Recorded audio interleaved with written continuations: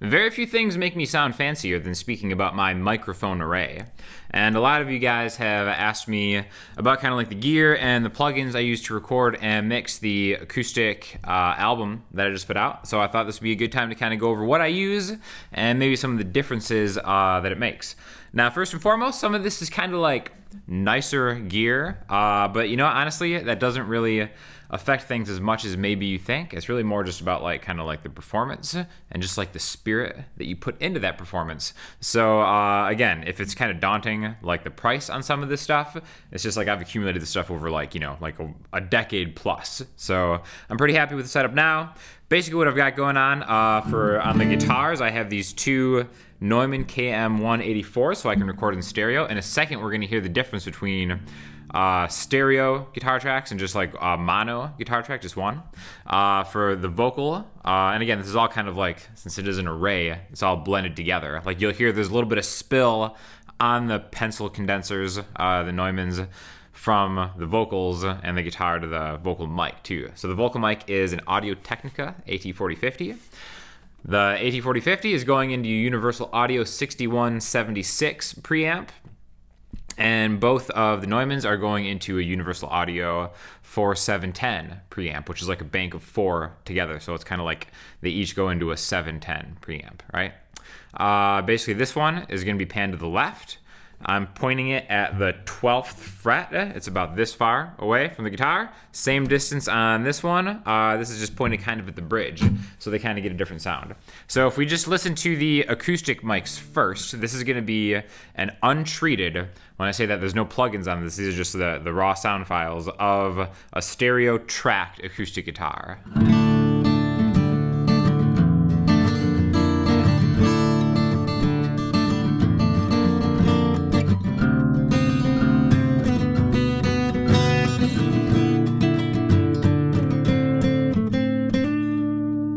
I'll just do the one in the neck, the one in the 12th fret.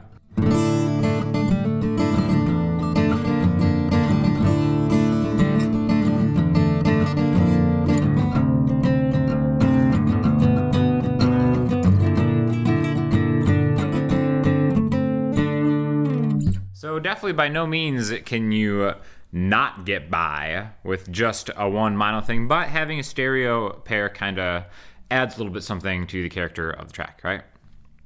So now if we talk about the combination of all three of these with a vocal line, I'll do kind of like the first verse of that song. The song I'm playing is called Flash off the album, which I'll link you to. But basically it's kind of like this.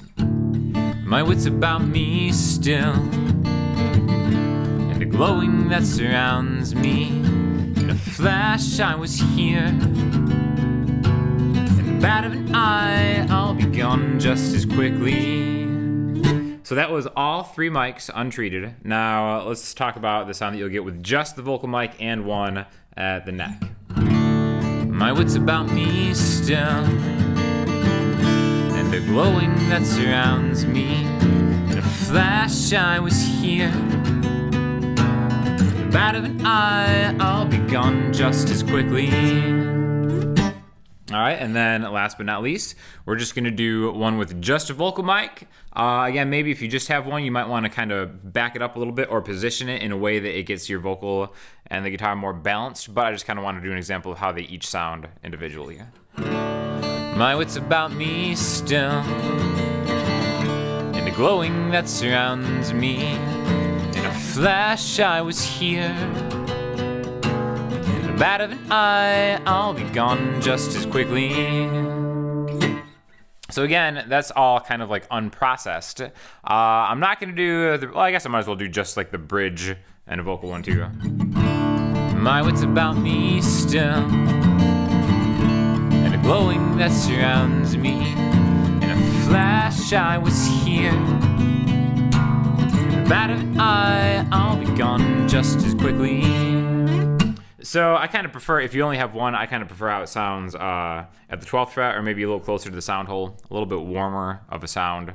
I'm assuming that's going to kind of come through in the recording.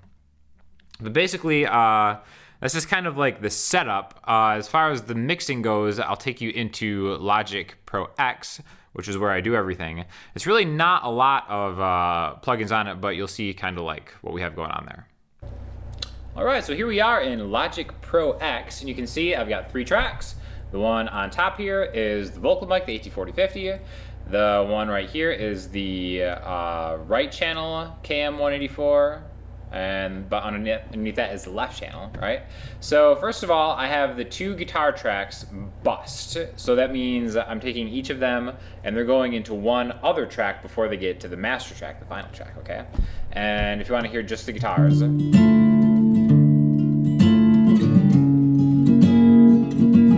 And this is the song No Shelter off the same album. Pretty good song, whatever. I've only got 2 plugins on the acoustic guitar bus. One of them is an EQ, just to kind of roll off the low end, add a little bit of the good low end, and then some kind of brightness to it to kind of like try to get them around where my vocals usually sit.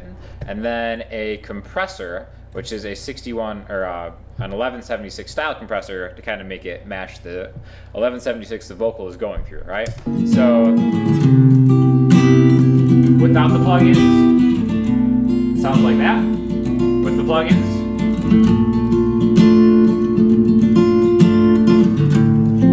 you're getting a little bit more level, a little bit of like a cleaner sound, a little bit of a tighter sound anyways. So basically that's all that's really going on. That's the only processing happening to just the guitars. And then everything else is just on the stereo bus, the final master track. So this is kind of mixed and mastered in the same project. Now generally that's not how you're supposed to do this, but again, I was just going for like a real raw, everything just like the sound of the room in one kind of spot. So it's just the one stereo track being the bus and the mono track of my vocals, which is the mic closest to my vocals. So right here, this is what we have going on. I'm gonna bring them all up at once. So basically, the first thing that you'll see, the first thing on there is this guy right here. It is a Universal Audio tape emulator. And I think rather than kind of bypass everything, I think it's better to bypass certain ones in the mix because they all react differently to each other. So basically, if you fast forward to something with more vocals. Shut up,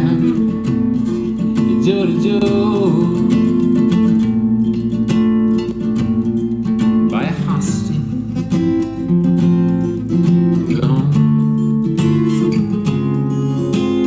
So you'll notice that when I actually disengage and bypass the plugin, it actually gets a little bit louder because that's just kind of like where I have the output knob set. And generally what I like this plugin to do is it kind of takes a little bit of the high end off and adds like a nice kind of warmer mid-range sound, which is what like old tape machines would do. And I think this plugin does a really good job. I know the Kramer tape is the one I used to use, which did kind of the same thing. I just kind of like this one better.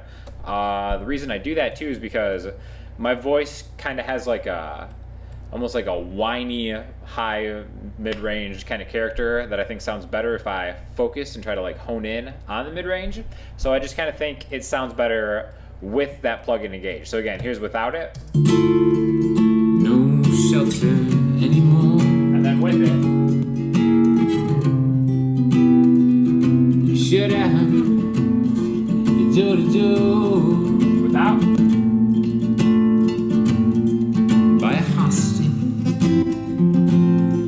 So almost kind of like a little bit of natural compression too, I guess it kind of comes with it.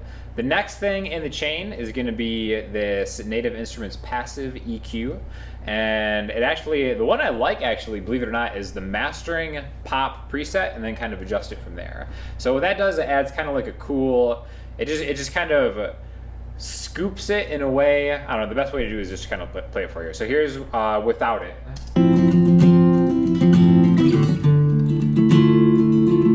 Fast forward. Come back empty-handed.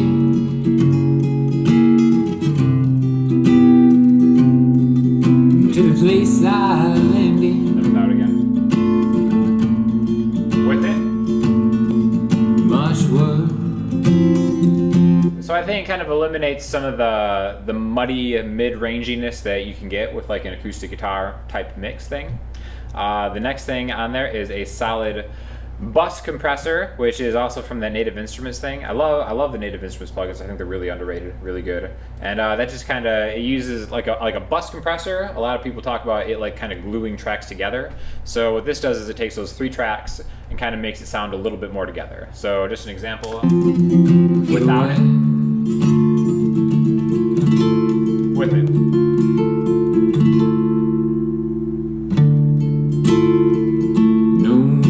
Without anymore. With. Shut out.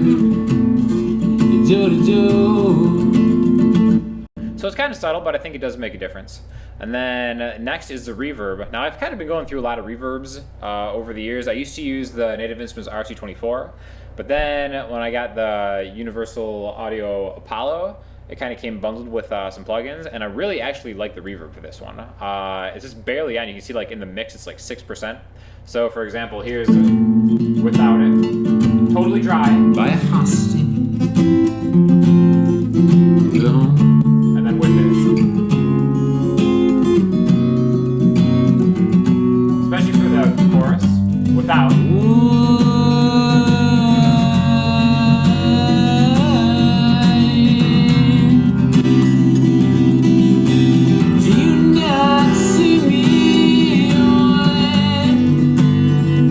You can tell it's not like a huge sounding reverb, but it just kind of adds a little bit of a brightness and a space that I think sounds really good. So I'm a big fan of the Reverb Pro from Universal Audio.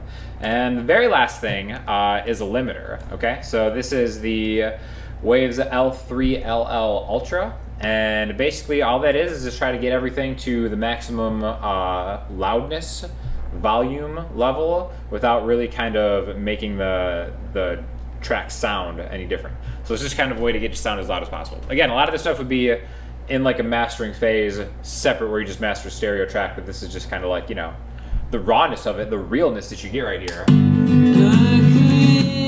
Without, barely hear it. I don't even hear anything. With it, that is more.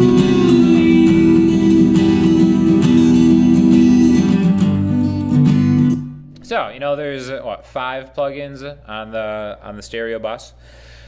It's really all I need. Nothing too crazy. Again, I think it kind of fairly captures an accurate description of what I had going for me. Reverb isn't too severe. I know in the past I've kind of overdone reverb on certain like mixes and stuff, but it's all kind of like a learning experience. So that's pretty much it. So thanks for checking out. Hopefully this was a helpful video to you. And as always, if you have any questions or comments, hit me up in the comment section, Instagram, Twitter, or the website. And I'll talk to y'all soon. Thanks a lot.